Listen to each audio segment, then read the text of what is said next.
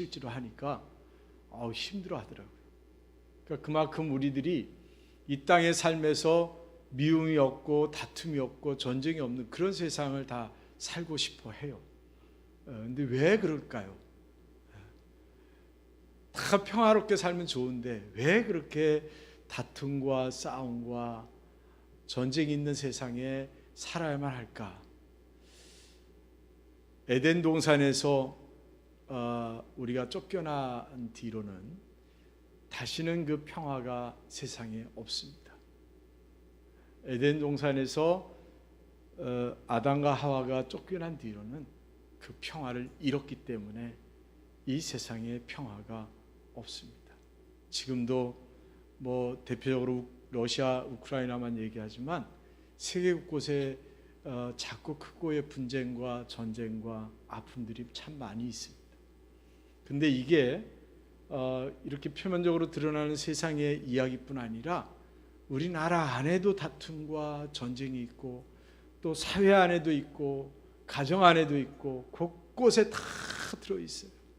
하물며 우리 그 마음 안에도 이 마음 안에도 미움이 있고 다툼이 있다는 거죠. 우리 마음 안에도 개인의 마음 안에도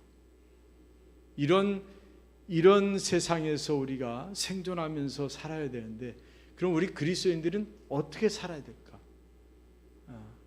특히 2023년 올해가 좀 더 많은 그런 표면화되는 아픔들이 더 많을 것 같긴 한데 우리 그리스도인들은 어떻게 살아야 될 것이냐, 어떤 기도를 드리면서 살아야 될 것이냐 했을 때에 오늘 시편 20편이 전쟁을 앞둔 이 시인의 기도가 들어 있습니다.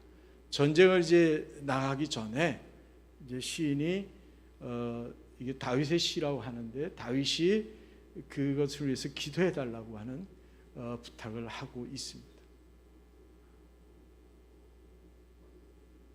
근데 1절에 보면 야곱의 하나님이 나옵니다.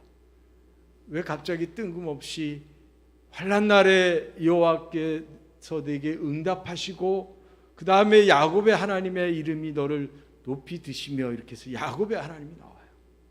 왜 이 야곱의 하나님이 나올까? 야곱이란 사람이 그렇게 훌륭한 사람일까? 뭔가 대표하는 사람일까? 사실 야곱은 속이는 사람이잖아요. 어떻게 보면 전혀 하나님의 기쁨이 될 수 없는 것 같은 사람이 야곱 같은 사람인데, 근데 하나님부터 야곱이 받은 이름이 이스라엘입니다.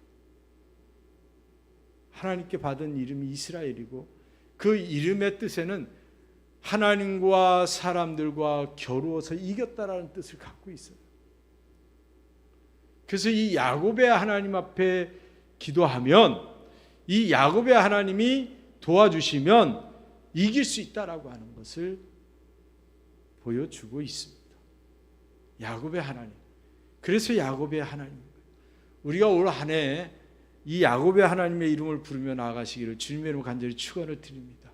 왜냐하면 승리가 하나님께 있잖아요. 근데 야곱의 하나님을 부르면 그 야곱의 하나님이 야곱이 하나님과 겨루어서 이겼잖아요.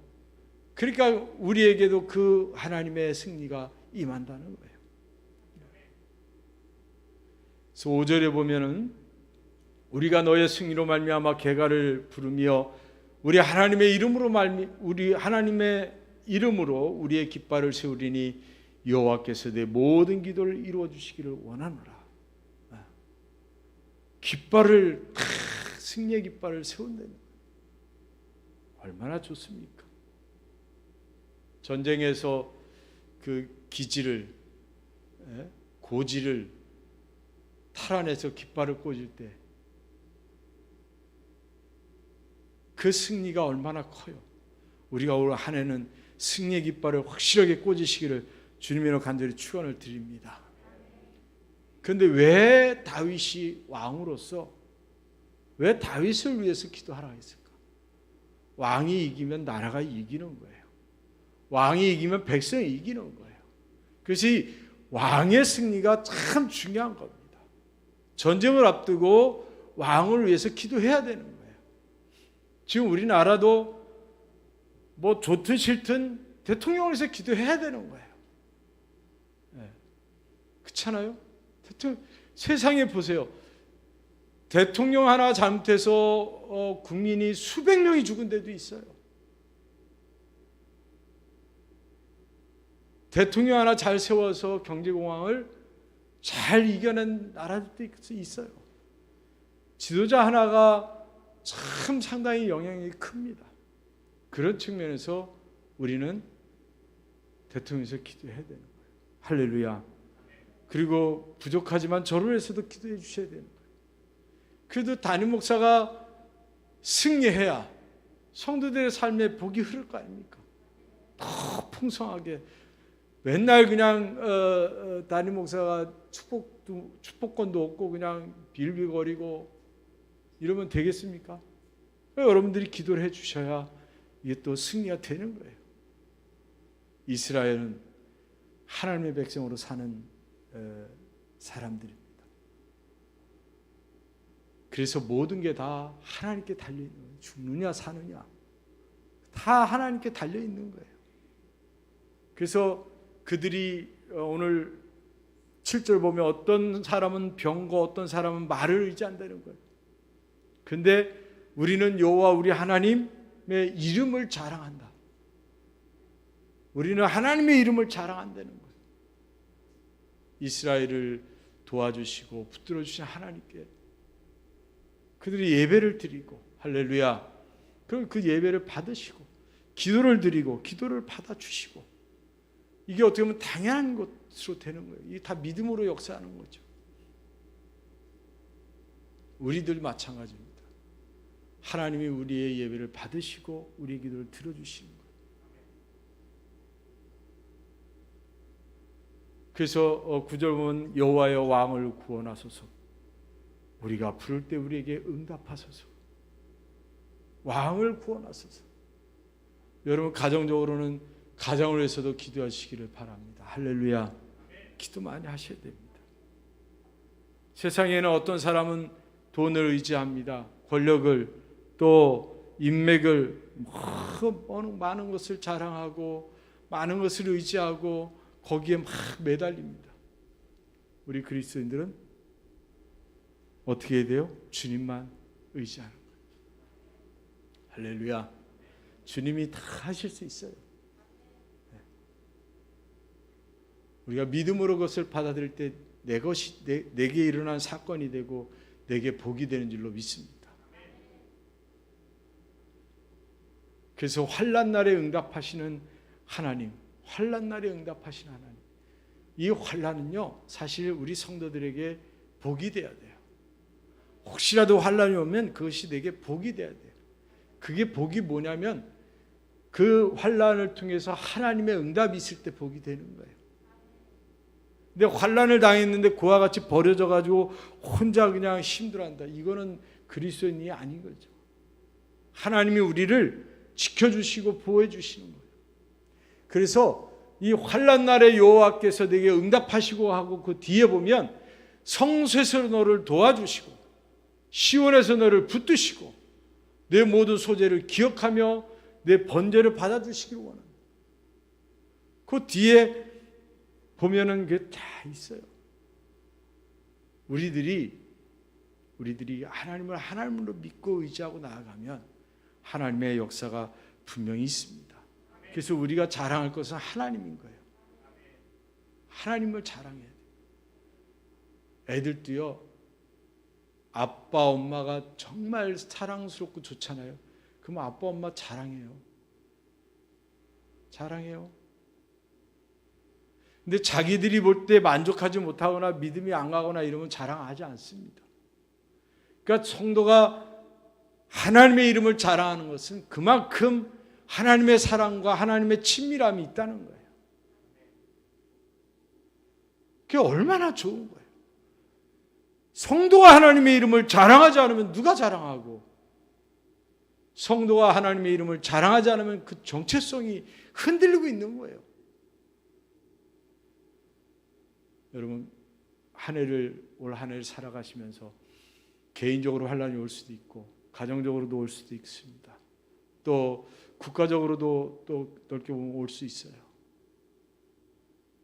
우리는 야곱같이 부족한 자들이고 때로는 간사하기도 하고 실수투성이기도 하지만 하나님께서 우리와 함께 하시고 하나님이 나를 붙잡아 주시면 새 힘을 더하시고 용기를 주시고 능력을 더해 주셔서 반드시 깃발을 꽂게 할 줄로 믿습니다. 할렐루야. 시편 119편 보면 고난당하는 것이 내게 유익이라 이로 인하여 내가 주의 율례를 배우게 되었나이다. 고난당하는 것이 왜 유익이냐? 하나님을 아는 거죠.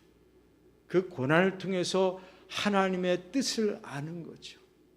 그러면서 내가 더 한 발 한 발 가는 거예요.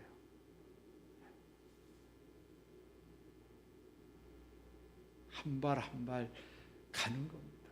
어려움을 통해서 가족의 애가, 어려움을 통해서 또 형제 애가 더 견고해지듯이 우리 그리스도인들은 이 고난과 환난을 통해서 하나님을 더 알고 더 견고해진다는 거예요. 여러분 믿음의 굳건히 서시기를 주님의 이름으로 간절히 축원을 드립니다. 할렐루야. 그래서 이 환난이 올 때에 혹시라도 이제 여러분이 환난이 오는데 그 오게 되면 뒤로 물러나지 마세요. 그 환난을 하나님 복입니다, 내게 유익입니다 하시고 그 환난을 뚫고 나가시기를 바랍니다. 감당할 힘을 달라고 기도하세요. 피할 길을 달라고 기도하기보다는 좀 적극적으로 하나님 감당하게 해주세요. 그리고 그걸 다 뚫고 나가면 돼요. 참 신기한 게 있어요. 세상의 일이라는 게 그렇게 어렵고 힘들어서 못 살 것 같은데 한 3, 4년 뒤에 보면 또 살아있더라고요. 뭔가 살고 있더라고요. 그 3, 4년 뒤에도 살고는 있더라고요. 우리나라 6.25를 겪으면서 전쟁을 겪으면서 얼마나 고통스러워요. 지금 러시아 우크라이나 전쟁을 통해서 사망자가 수십만 명이래요. 지금 군인 수만 뭐 10만 명이 넘는다는 것 같죠? 양쪽이. 그 통계가 지금 뭐 제대로 나오지 않으니까. 그런데 그런 우리나라도 그렇지만 우리나라도 200만 명인가 죽었어요. 6.25 때. 그런데 그런 고통 속에서도 살아남아서 지금까지 이 역사가 흐르고 있잖아요. 할렐루야. 그 폐허된 나라에 온통 폐허되고 소망이 없을 것 같은 그 나라에 100년도 안 돼가지고 지금 선진국 반열에 서가지고 이렇게 가는 나라, 세계에 이런 기적을 보인 나라가 없어요. 우리나라하고 대만 정도 빼고는 없어요.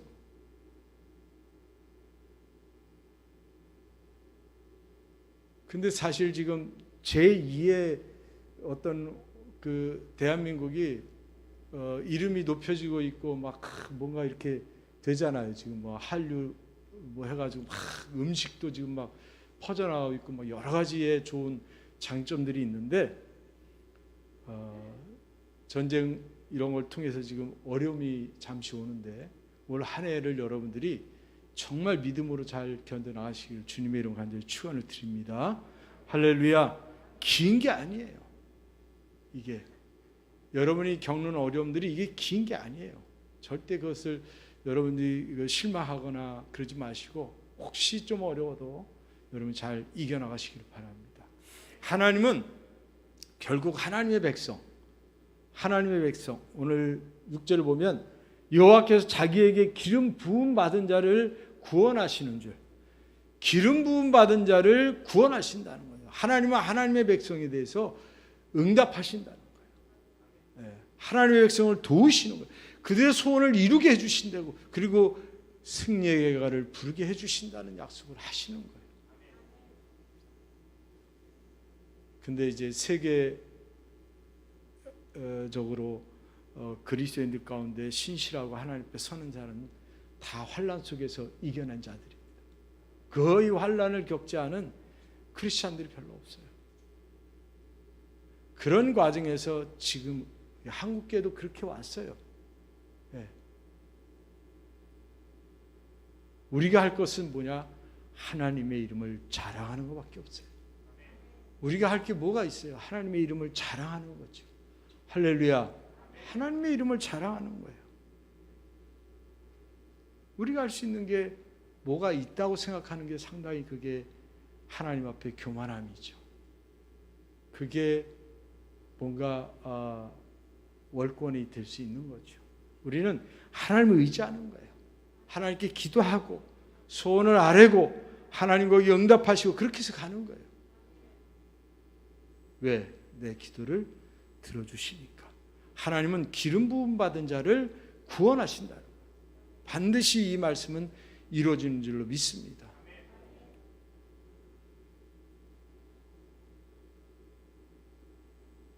우리들이 구원자라고 하는 것에 여러분들 한번 잘 생각해 보세요. 구원자.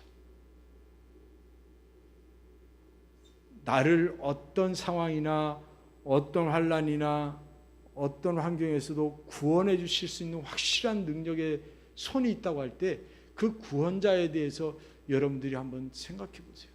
하나님을 여러분 정말 그렇게 믿고 있는지. 구원자. 여러분, 이 강아지들이 개를 포함해서 그냥 개라고 하면 좀 그래서 강아지라고 하겠습니다. 강아지들이 자기 주인이면요 어디든지 따라갑니다. 자기를 보호해주는 주인이라고 하는 믿음 때문에 강아지들이 죽는지도 모르고 따라가요. 발발발 떨면서 혹시 그 직감이 오는 것 같아요. 이 강아지들도. 근데 두려워 떨면서도 주인이 안고 가면요 따라갑니다. 거기. 뛰쳐나가지 않아요. 우리가 하나님과 우리의 관계가 신과 피조물의 관계 아닙니까? 우리가 강아지를 만들지는 않았잖아요. 그런데도 강아지가 주인에게 그런 믿음을 갖고 간단 말이에요. 오로지 믿을 사람은 이 사람밖에 없는 거죠. 그래서 가끔 보면 뭐 비가 오나 뭐 하나 막 거기에서 막 기다리고 뭐 이런 이야기들이 있잖아요. 하물며 나를 만드신 하나님 앞에 내가 하나님을 구원자로 믿지 않으면 내가 누구를 구원자로 믿고 누구를 따르겠어요? 거기에 여러분들이 정리가 돼야 됩니다. 나의 구원자는 하나님이시다. 어떤 상황에서도 어떤 환난 속에서도 내 구원자는 하나님이시다. 하나님밖에 없다. 그래서 이 하나님에 대한 분명한 믿음을 갖고 가는 거죠.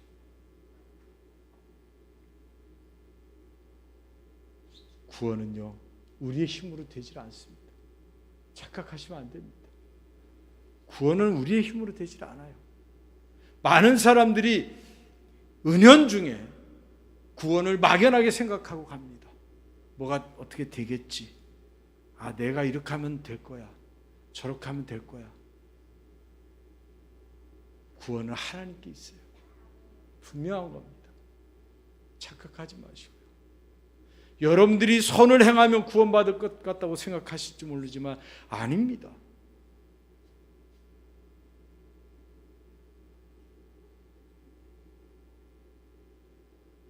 오늘 7절에 나온 대로 어떤 사람은 병거로 어떤 사람은 말을 의지한다는데 여러분 무엇을 의지하고 계십니까? 우리 그리스도인들이 은연중에 하나님만이 아니라 뭔가를 의지하는 게 있다니까요. 그거를 떨쳐내야 절대적으로 하나님만을 의지해야 거기에 대한 믿음이 생기는 것이지. 몇 가지를 갖고 그걸 내가 믿는다고 말하면 그 믿음이 아니에요.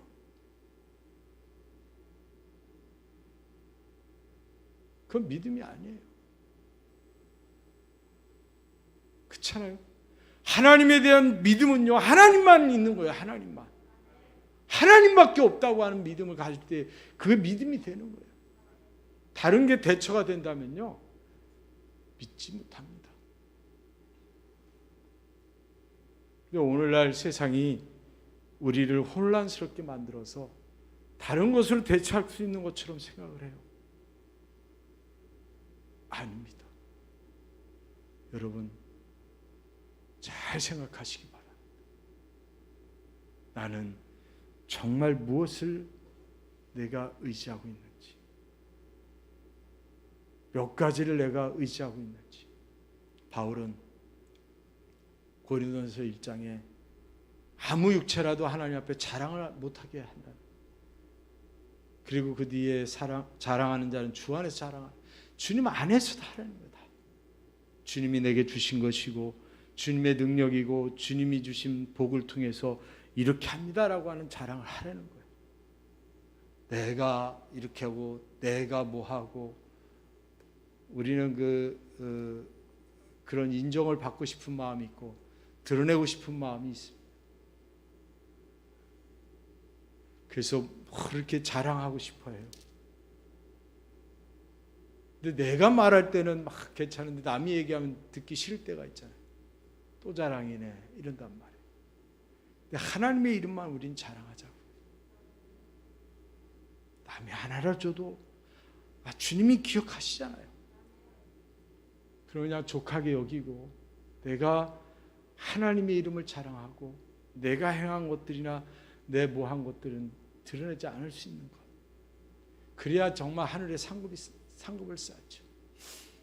제가 아는 가까이 지냈던 사모님이 강경화로 돌아가시기 전에 하나님 앞에 이제 10년의 생명 연장을 받고 돌아가신다. 그리고 사시면서 입버릇처럼 한 게 뭐냐? 나는 절대로 꽃을 놓지 마라. 나는 하나님 앞에 받겠다. 그래갖고 정말 그 사모님 장례 때는 꽃이 없었어요. 꾸민 것도 없고 그냥 사진만 놓고 그렇게 했어요. 본인이 그걸 그렇게 강조했어요. 나는 여기서 받지 않겠다. 하나님 나라에서 받겠다. 그분은 마지막까지 전도하고 와서 아우 힘드네. 그리고 누워서 그냥 하나님 부름 받았어요. 우리들이 사실은 어떻게 뭘 하고 이런 것도 중요하지만 어떤 모습으로 남느냐가 참 중요한 거예요. 그게 유산이잖아요. 내 자녀들에게, 내 이웃에게, 교회에 내가 어떤 모습을 남기느냐. 멋있는 그리스도인이 돼야죠. 인생의 깃발을 딱 꽂아야죠. 내가 한 번밖에 살지 못하는 일생에 대해서 마지막에 승리의 깃발을 꽂아야죠. 그 내 욕심 조금 부린다고 그 깃발을 제대로 꽂지 못하면 아쉽잖아요. 그분이 다 잘했는데 요게 조금 그렇게 아쉬운 분들이 얼마나 많아요. 네? 얼마나 많아요. 올 한 해 뭐 길게 보면 더 좋지만 올 한 해 특별히 여러분들이 확실하게 승리의 깃발을 꽂으시는 한 해가 되시기를 주님의 이름으로 간절히 축원을 드립니다. 그래서 주님의 이름으로 승리하시고 주님의 이름으로 복을 누리시는 그런 한 해가 되시기를 주님의 이름으로 간절히 축원을 드립니다. 이 시간 우리